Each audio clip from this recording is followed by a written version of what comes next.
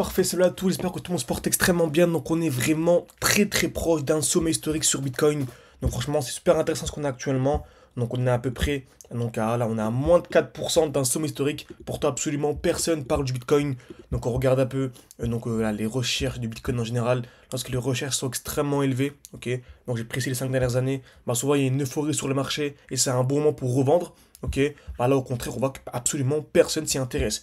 On est très proche de la TH, mais personne s'y intéresse. C'est ultra aussi sur du long terme. Pour du long terme, on est dans des zones ultra intéressantes. Encore une fois, là on parle vraiment pour du long terme. Si vous voulez acheter, laisser plusieurs mois couler. Pour moi, vraiment super intéressant. Par contre, aujourd'hui, on va voir sur du plus court terme, car le but chez YouTube, c'est ça. C'est vraiment de peser le pour et le contre et voir en fait ce que le marché pourrait nous faire, pourrait potentiellement chuter. Vraiment, le but de cette vidéo, c'est vrai d'analyser absolument tout ça pour savoir optimiser ses points d'entrée et optimiser ses points de sortie. Car comme vous savez, le but, une personne qui va commencer avec 10 000 euros va faire un x10, ok. Là, je pense clairement que sur du AKT, sur des crypto-monnaies ultra intéressantes, il y a un x10 à venir chercher par rapport au cours actuel.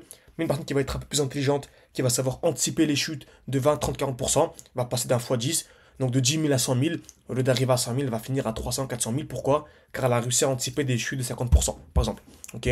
Comme vous savez, on avait le défi 600 ou 10 000, on est monté à 10 000, et en fait, grâce à ces petites hausses, ces petites baisses, etc., vous voyez différentes variations, on est passé de 10 000 à plus de 27 000. Donc, encore une fois, ça vous intéresse, vous avez tout en description, en commentaire épinglé de cette vidéo. Ok. Donc, pour bien sûr, pour nous rejoindre, etc., vous avez accès à absolument tout. Mes points d'entrée, mes points de sortie, un accompagnement complet pour que vous soyez autonome et que vous fassiez un x10. Faire un x10, c'est bien beau, mais il faut également comprendre ce que l'on fait sur du long terme. Ok. Donc, on a vu qu'on était extrêmement proche, très bien, mais souvent, lorsque le prix range comme ça, lorsqu'il ne se passe absolument rien sur le marché, très souvent, on a une petite chute avant d'avoir l'explosion. Ok. Donc là, vous voyez qu'un prix vraiment a bien explosé en ligne droite, le prix commence un peu à stagner.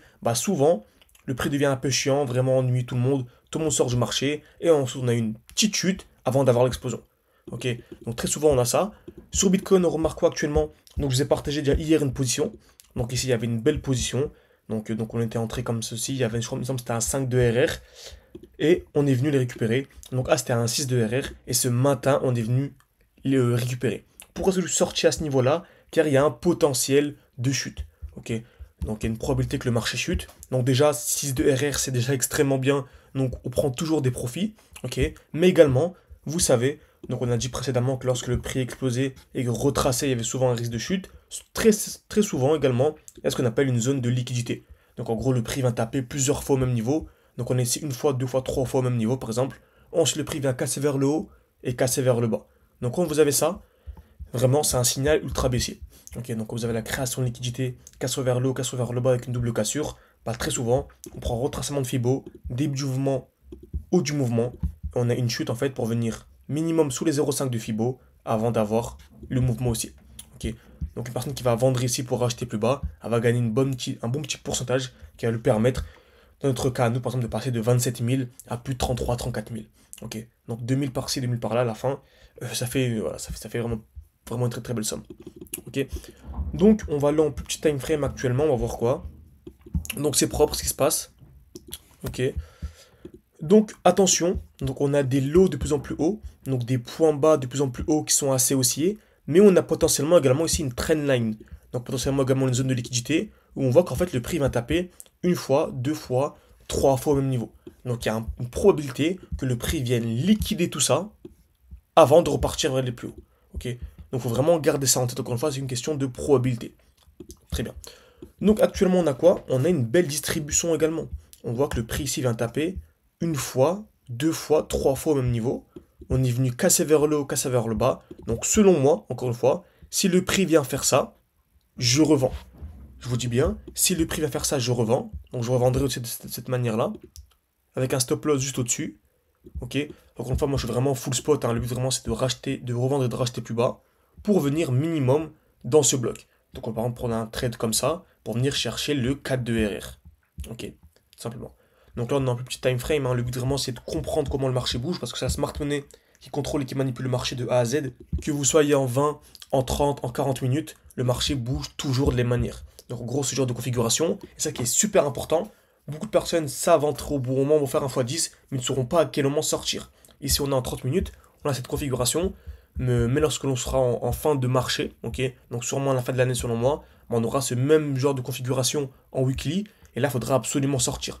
Là, par exemple, si le marché va acheter de 10% avec cette distribution, bah, la phase du bull run sera des chutes de 70-80%. Et là, il faudra absolument sortir. Donc, d'où le but de s'entraîner maintenant. C'est pour ça que je suis vraiment devant les graphiques tous les jours.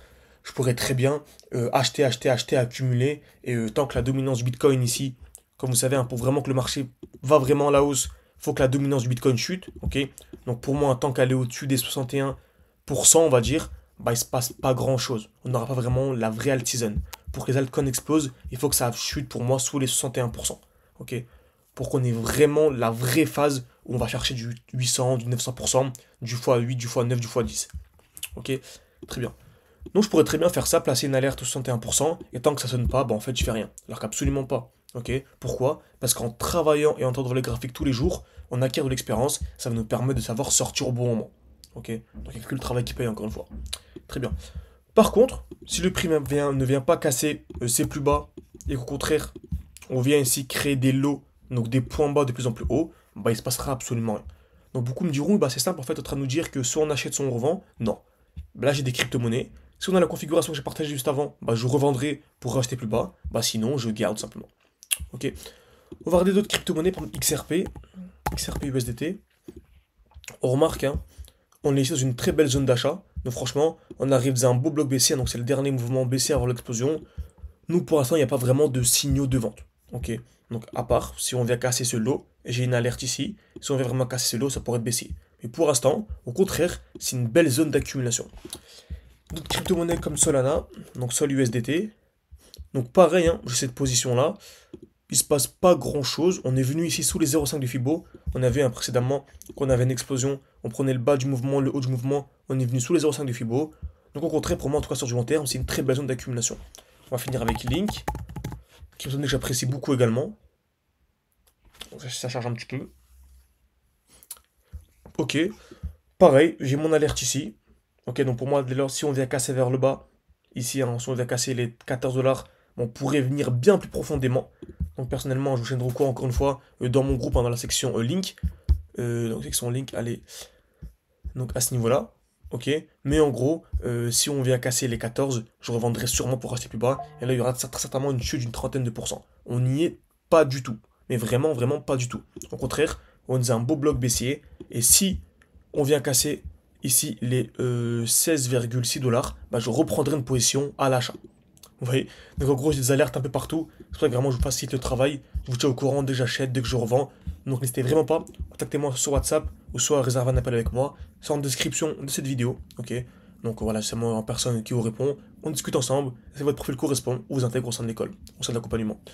Donc n'hésitez pas, c'est en description, en commentaire épinglé. Et moi, je vous dis à la prochaine.